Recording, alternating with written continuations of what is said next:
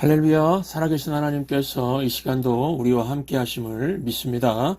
오늘은 말씀의 사람 첫 번째 시간으로 추락하지 않는 인생이 멀리 간다라는 제목으로 하나님 말씀 증거하도록 하겠습니다.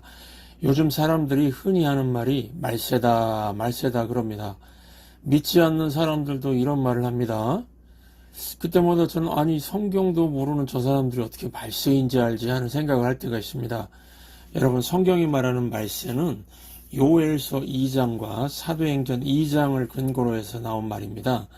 요엘서 2장 28절과 사도행전 2장 17절을 비교해서 한번 보시겠습니다. 요엘서 2장 28절 함께 읽습니다. 그 후에 내가 내 영을 만민에게 부어주리니 너희 자녀들이 장래일을 말할 것이며 너희 늙은이는 꿈을 꾸며 너희 젊은이는 이상을 볼 것이며. 사도행전 2장 17절입니다. 말세에 내가 내 영을 모든 육체에 부어주리니 너희의 자녀들은 예언할 것이요 너희의 젊은이들은 환상을 보고 너희의 늙은이들은 꿈을 꾸리라. 여기 늙은이와 젊은이의 순서가 바뀐 거는 순서만 바뀐 거니까 이건 큰 문제가 아니고요. 시간을 나타내는 단어가 다르지 않습니까?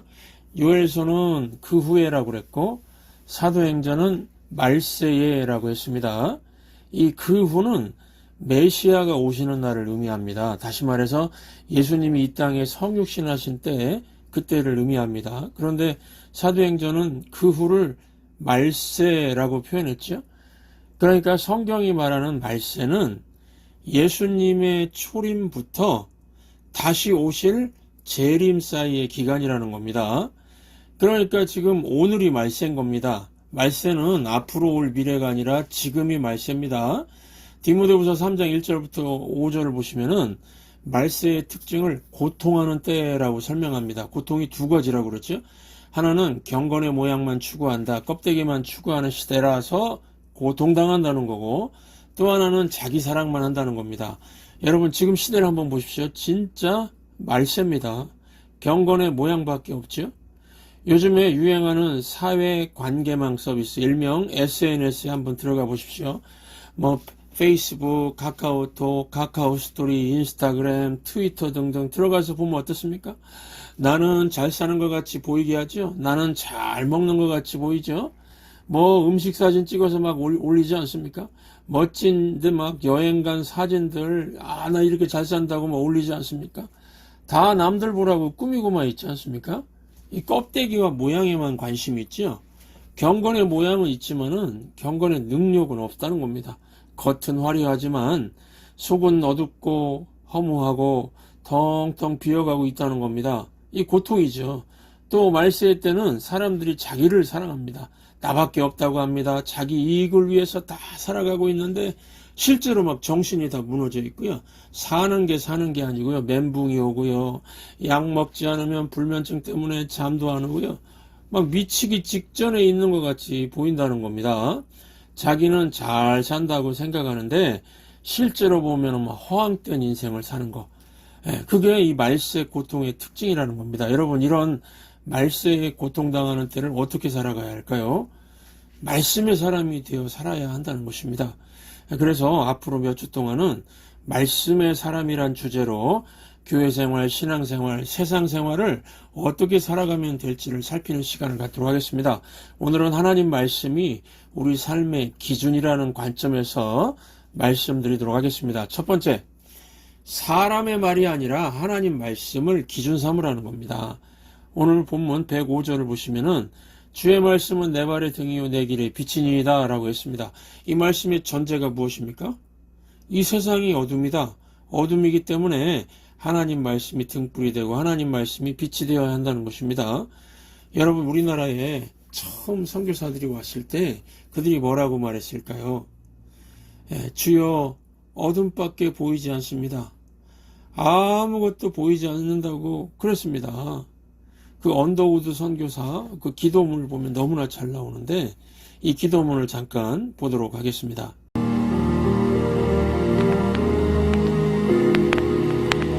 주여, 지금은 아무것도 보이지 않습니다. 주님, 메마르고 가난한 땅, 나무 한 그루 희원하게 자라오르지 못하고 있는 땅에 저희들을 옮겨와 심으셨습니다. 주께서 붙잡아 뚝 떨어뜨려 놓으신 듯한 이곳. 지금은 아무것도 보이지 않습니다. 보이는 것은 고집스럽게 얼룩진 어둠뿐입니다. 조선의 마음이 보이지 않습니다. 그리고 저희가 해야 할 일이 보이지 않습니다.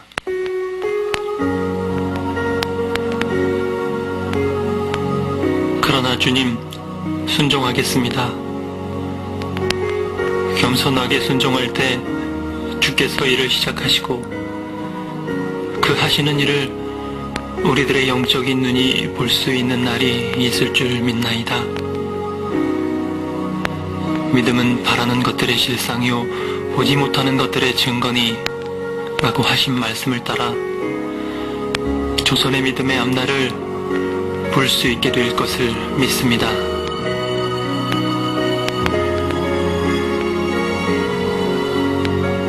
지금은 예배드릴 예배당도 없고 학교도 없고 그저 경계의 의심과 천대함이 가득한 곳이지만 이곳이 머지않아 은총의 땅이 되리라는 것을 믿습니다. 주여, 오직 제 믿음을 붙잡아 주소서. 어떻습니까? 예, 정말 절절하죠? 어두운 나라 조선 땅에서 선교사들이 그렇게 느끼면서 처음 시작했던 게 사경회였습니다. 이 사자가 조사할 사자고 경은 성경을 의미합니다. 그러니까 사경회는 성경을 자세히 조사하는 그런 성경 공부, 그 성경 공부한 겁니다. 뭐 일주일씩 막 5박 6일씩 했습니다. 저도 어릴 때 전주 예수병원 근처에 그 선교사촌에 가서 성경을 배운 기억이 있습니다. 뭐 말씀 읽어주고 설명해주는 그런 사경의 성격이었습니다. 여러분, 선교사들의 이 사경회를 통해서 우리 조선 백성들, 우리 민족이 말씀을 배우기 시작하면서 말씀의 빛이 조선 땅에 비추기 시작한 겁니다. 그러면서 우리 민족이 바뀌게 되고 변화가 일어나게 되었습니다. 이 가정예배 드리는 성도 한 분이 이런 얘기 했습니다. 가정예배 드릴 때 집안에 빛이 확 들어오는 것 같다고요. 예. 예배를 드리면서 하나님 말씀을 선포하니까 말씀의 빛이 가정을 환하게 해줬다는 겁니다. 그래서 저는 확신합니다. 어두운 나라, 어두운 가정을 변화시킬 수 있는 길은 말씀의 빛을 비추는 길뿐이라는 겁니다. 오늘 본문 107절과 110절 보시면은 시편 기자의 삶의 상황이 굉장히 어둡고 지금 어려운 상황인 것 같습니다.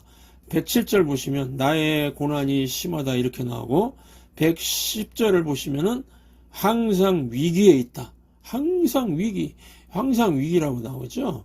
예, 항상 불안과 초조, 위기 가운데 있다. 그런데 그때 뭘 하겠다고 합니까?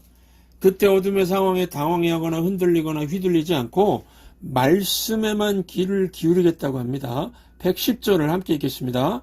악인들이 나를 해하려고 올무를 놓았사오나 나는 주의 법도들에서 떠나지 아니하였나이다. 그러니까 우리는 세상을 복잡하게 살지 않고 말씀 중심으로 살아가는 것이 꼭 필요하다는 것입니다. 그런데요, 예수 믿는 사람들 중에도 보면 참 이상한 것이 말씀에는 별로 관심이 없고 사람들의 말에 너무 예민하고 그런 사람들이 있습니다. 사람들의 이런저런 말에 막 상처를 받아가지고 평생 그 말들이 귀에 쟁쟁합니다.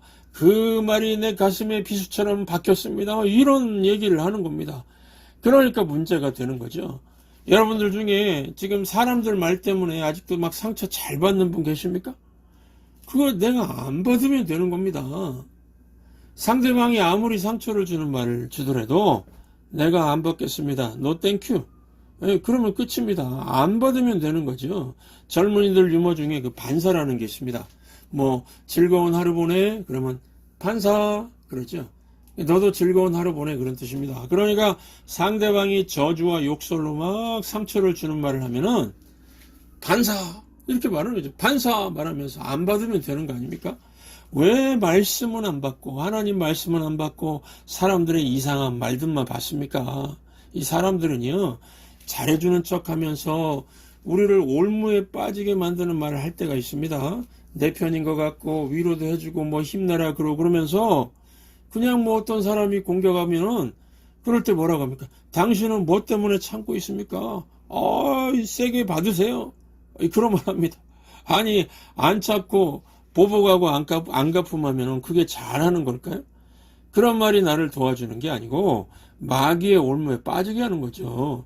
교회에서도 하나님 말씀이 기준이 아니라 그냥 사람들 말이 왔다 갔다 하는 경우가 많습니다. 예를 들면은 교회 안에서 큰 일꾼 되십시오. 큰 일 하십시오. 그런 말 하지 마시기 바랍니다. 큰 일꾼 되려면 세상에 나가서 해야죠. 하나님 말씀 어디에 교회에서 큰 일꾼 되라고 하던가요? 교회에서는 큰 일꾼이 아니라 섬기는 사람, 섬기는 종 되라고 하는 겁니다. 그래서 교회 담임 목사도 주의 종이라고 하죠. 섬기는 종입니다. 여러분들 모두를 섬기는 종 아닙니까? 교회는요, 작은 자들이 모인 곳입니다. 괜히 주변에서 당신은 큰일 할 사람입니다. 큰 일꾼입니다. 이런 말 하지 마십시오. 그거는 도와주는 게 아니라 말로 마귀의 올무에 빠뜨리는 것이고 마귀에게 속는 겁니다. 큰 인물 될 거라고 생각하는 사람은요, 그렇게 생각하고 있는데 교회가 나를 알아봐 주지 않는다. 교회가 인물을 제대로 보지 못한다. 그러면서 막 서운해가지고 교회 떠나고 그러는 거 아닙니까? 교회 안에서는요, 작은 자 되는 겁니다. 섬기는 자 되는 겁니다. 사람들이 듣기 좋으라고 하는 말에 혹해서 뭐 큰일 해야지, 큰 자 돼야지 그러면은 어둠에 삼키게 되는 것입니다. 기준이 사람들 말이 아닙니다. 사람들 말이 아니라 하나님 말씀을 가지고 인생의 기준 삼기 바랍니다. 두 번째, 말씀은 복과 복 있음과 복 없음, 복 받음과 복 받지 못함의 기준이 된다는 것입니다. 여러분, 인생은요, 복이 결정합니다. 우리 좌우 옆 사람에게 인사 한번 해 주시겠습니다. 하늘의 복 받으세요. 하늘의 복 받으세요. 여러분, 이 복 있음과 복 없음, 바로 그 차이가 인생 차이입니다. 성경은 그 차이를 나무와 겨라는 그림 언어로 보여줍니다. 시편 1편 1절부터 4절 함께 읽겠습니다.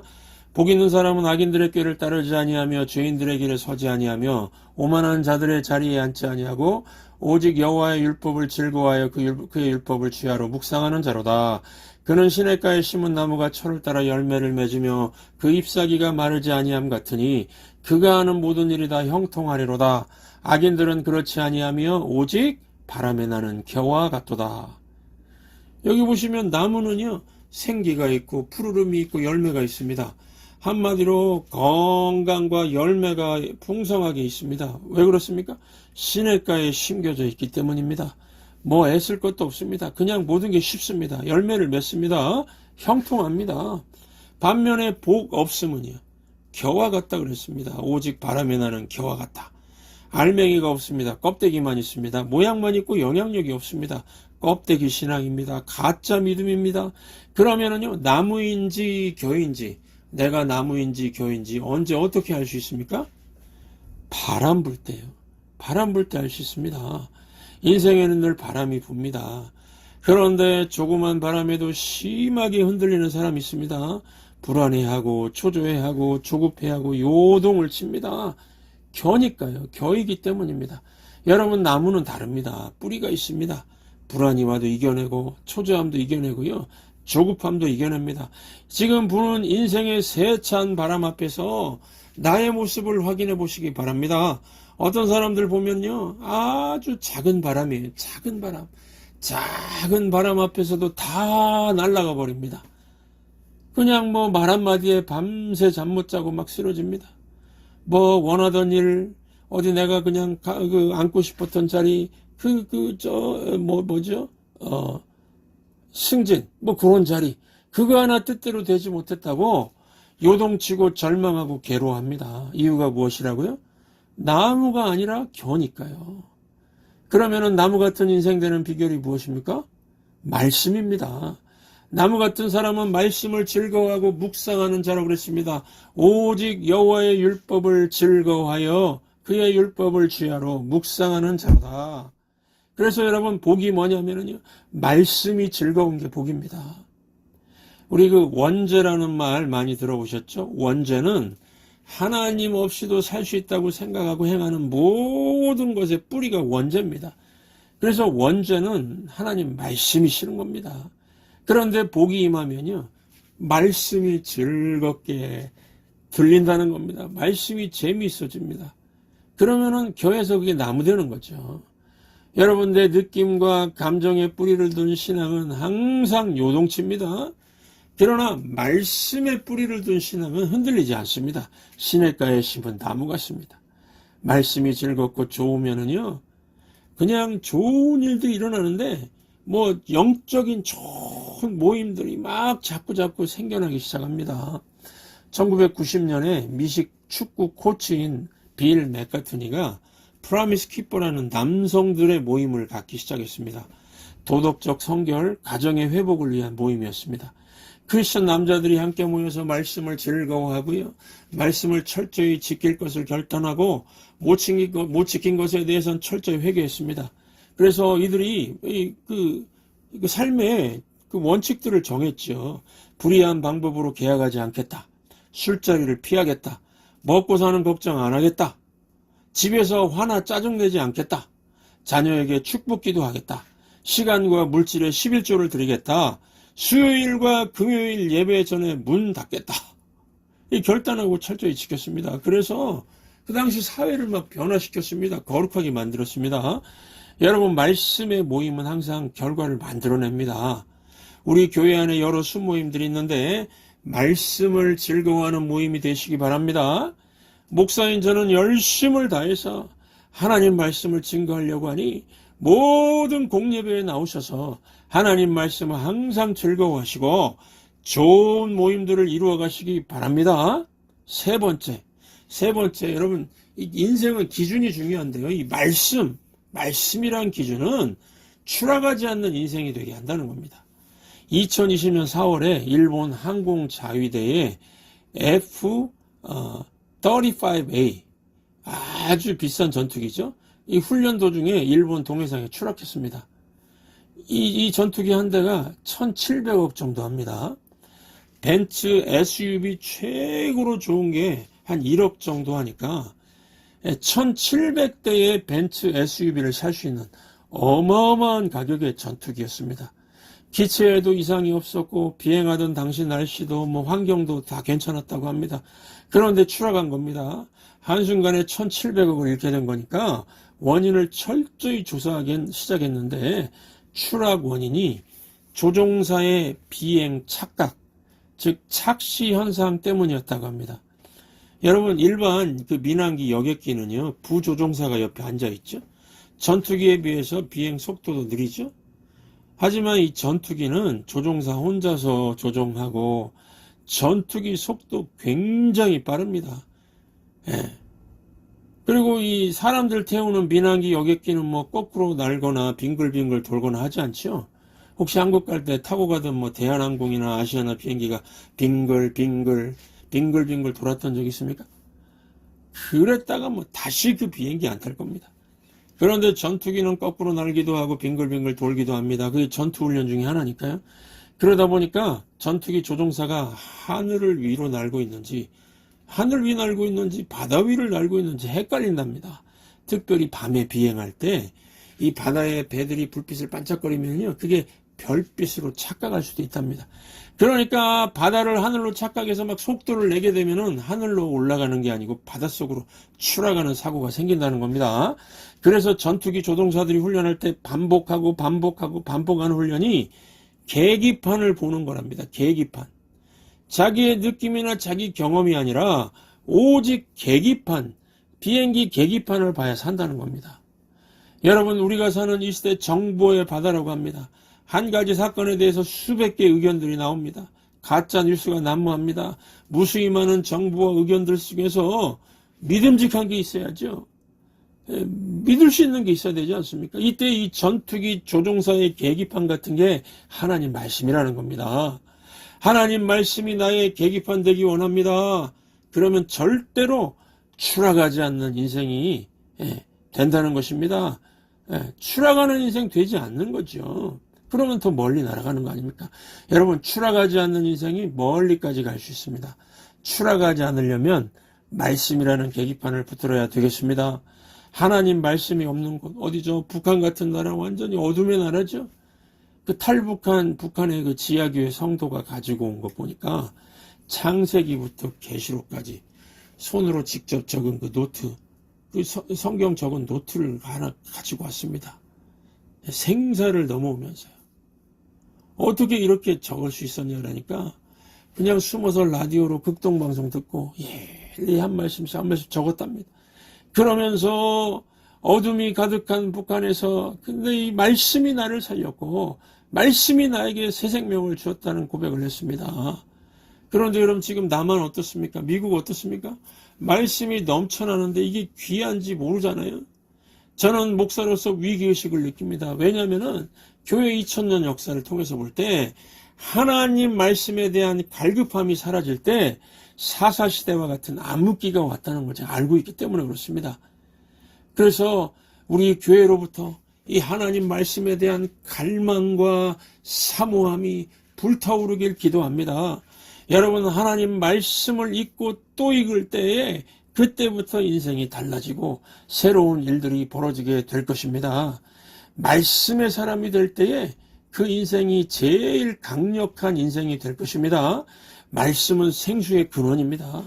사마리아 여인이 헛된 것들을 추구하며 살다가 예수님을 만났고 예수님이 그 우물가에서 그 사경이 하신 거죠. 말씀을 풀어 가르쳐 주실 때에 그녀 인생의 대반전이 있었습니다. 사마리아 여인이 얼마나 행복하고 싶었고 얼마나 잘 살아보려고 그랬습니까? 2000년 전 그 당시에 행복을 위해서요. 그 여인이 결혼을 5번이나 했죠.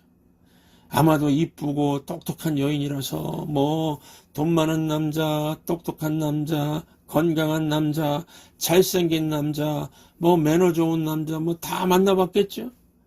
자기 사랑의 최고를 누려봤는데 남은 건 영혼의 깊은 고독과 허무였습니다. 이런 사마리아 여인에게 말씀이 임하니까 메마른 영혼에 생수가 공급이 되어서 살아나지 않습니까?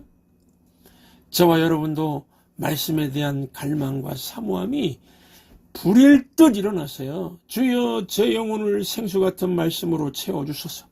넘치도록 채워주셔서 간구하는 이 시간이 되시기를 주의 이름으로 축원합니다.